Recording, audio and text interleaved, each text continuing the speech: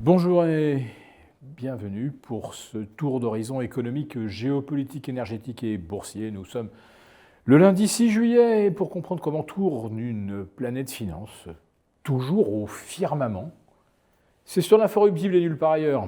Et la chronique du jour, je vais l'intituler « Ce qui se passe en ce moment même au Japon, ça ne sent vraiment pas bon ». Et je vais d'ailleurs commencer tout de suite par évoquer le marché obligataire japonais avec des taux longs qui viennent de battre de nouveaux records historiques absolus. Alors sur le 10 ans, c'est plus 6 points, on est à 2,83. Sur le 30 ans, c'est un nouveau record absolu à 4,08. Le plus spectaculaire, alors ce n'est pas forcément l'échéance la plus regardée, mais c'est le 15 ans japonais. On est un petit peu au-delà du 10 ans, hein, pas tant que ça, mais on a maintenant un rendement de 4,23. Oui, 2,83 pour le 10 ans, 4,23 pour le 15 ans, 50 plus, 140 points de rendement supplémentaire. Il y a vraiment quelque chose qui se prépare et comme je le disais dans le titre, ça ne sent vraiment pas bon. Parce que cette hausse de taux, on pourrait même parler de flambée en ce qui concerne le 15 ans, hein, c'est plus 10 points par rapport à vendredi, ça aurait dû soutenir le yen. Eh bien non, le yen, il replonge de presque 0,4% contre l'euro et contre le dollar. La première intervention de la Banque centrale du Japon la semaine dernière, eh bien voilà, c'est un coup d'épée dans l'eau. Revoilà le yen sous les 162 contre dollars. Alors, ce n'est pas une bonne nouvelle évidemment pour les Japonais avec une devise aussi faible. Les pressions inflationnistes, eh bien, elles sont toujours présentes, elles vont se renforcer, peser sur la consommation.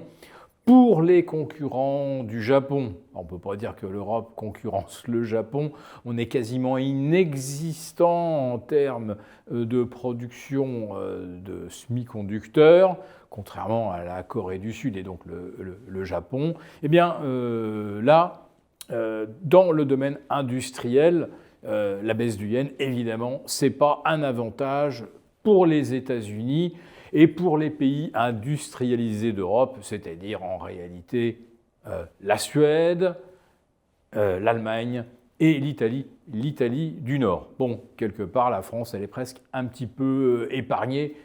Nous n'avons plus d'industrie.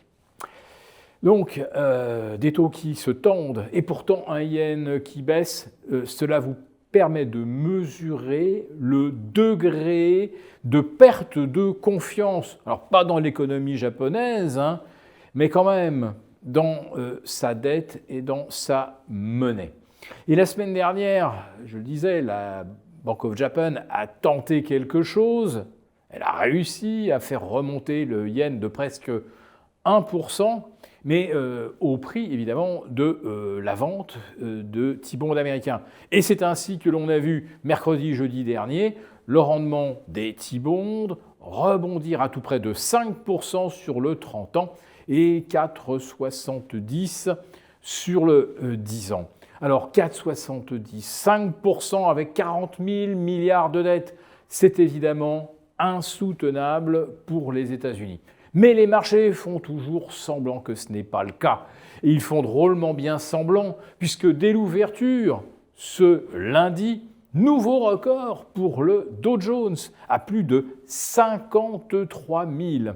Et oui, le Dow Jones se trouve multiplié par 2 depuis fin octobre 2023. Voilà.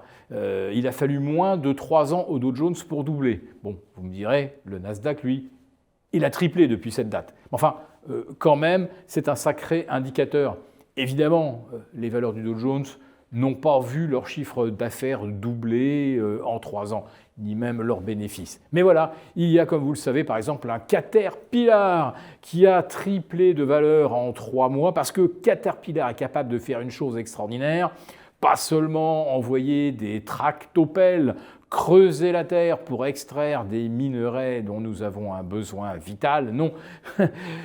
Caterpillar est également capable de produire de précieux kilowatts pour faire tourner par exemple des data centers quand on a besoin d'un supplément d'énergie et qu'on veut l'obtenir dans l'urgence. Donc merci Caterpillar, mais les multiples de cette entreprise sont en train d'exploser tout ce qu'on n'a jamais observé sur une valeur industrielle. Et voilà, elle est devenue presque une valeur IA. Bref, vous l'avez compris, le suffixe IA, c'est comme le suffixe .com il y a 26 ans. Vous l'accolez à n'importe quelle entreprise et sa valorisation explose. Alors demain matin, évidemment, tout le monde aura les yeux rivés sur Samsung parce que ça va être la publication de ses trimestriels. Et puis on va avoir en fin de semaine les premiers trimestriels pour les banques américaines. On s'attend généralement à de bonnes performances. Mais attention aux provisions pour créances douteuses. Parce que là, je dirais de façon silencieuse et presque sournoise, si on veut bien évoquer l'omerta des médias financiers, oui, les créances douteuses continuent de s'accumuler. Et aujourd'hui, on n'ose pas écrire, évidemment, que ce montant est supérieur au taux de défaut latent que nous avions en 2000 avec les dot-com. Et puis évidemment, on n'évoquera pas non plus les leviers superlatifs sur les marchés américains, les 1425 milliards de dollars empruntés pour acheter des titres à crédit. C'est un record historique, mais qui pulvérise tout ce que l'on n'a jamais pu connaître. Et si on va dans le détail, on va s'apercevoir que cet argent est emprunté surtout pour prendre du levier. Allez, j'en termine avec cette notion de levier. Aujourd'hui, où se situe le plus gros levier ? Ouais, je pense que vous me voyez venir. Oui, c'est bien sur le pétrole. À la baisse, naturellement. Trump, par 40 fois, a annoncé une réouverture du détroit d'Ormuz qui n'a jamais existé et qui n'existe pas encore 40 fois. Trump a permis à ceux qui shortaient le pétrole de s'en mettre plein les poches en quelques minutes, aller au plus quelques heures. Et aujourd'hui, c'est devenu le trade le plus encombré, c'est-à-dire que tout le monde est short pétrole. Il y a 15 jours, tout le monde était long valeur SOX.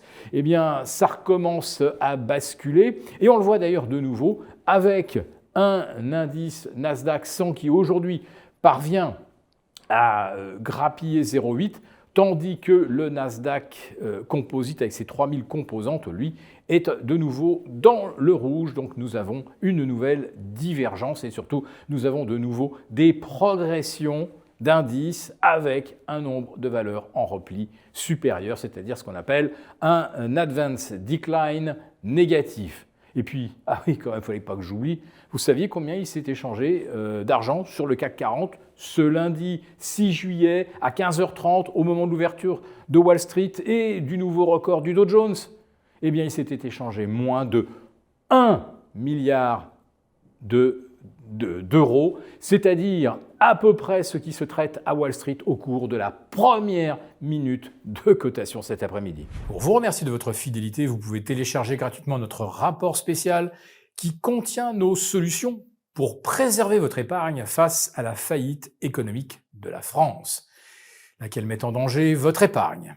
Il vous suffit de cliquer sur le lien en description pour l'obtenir gratuitement.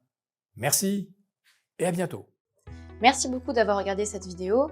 N'hésitez pas à réagir dans les commentaires ou à liker et partager cette vidéo si le contenu vous a plu. Et pour ne rater aucune de nos prochaines émissions, vous pouvez vous abonner à notre chaîne et activer les notifications. Et pour plus de contenu, n'oubliez pas que le dernier rapport rédigé par nos experts est accessible en cliquant sur le lien de description. On se retrouve tout de suite dans les commentaires et je vous dis à très bientôt pour une prochaine vidéo.